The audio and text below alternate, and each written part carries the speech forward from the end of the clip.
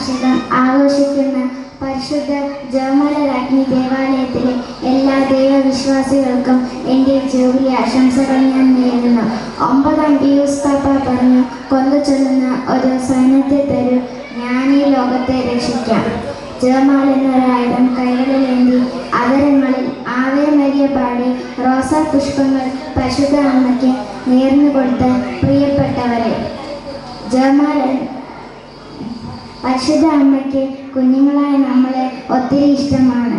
അതുകൊണ്ട് ജപമാലയിലൂടെ നാം എന്ത് ചോദിച്ചാലും പരിശുദ്ധ അമ്മ നമുക്കത് സാധിച്ചു തരും.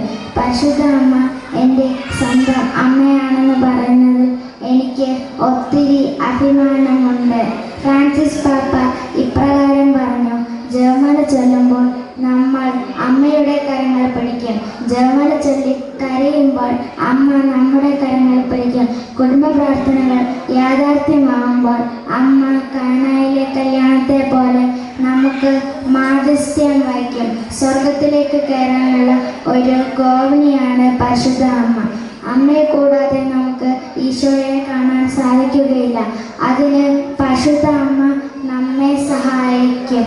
ഇതാണെൻ്റെ അമ്മ എന്ന കുരിശിലെ യേശുവിൻ്റെ തിരുമുറികൾ നമുക്ക് ഏറ്റുവാങ്ങാം.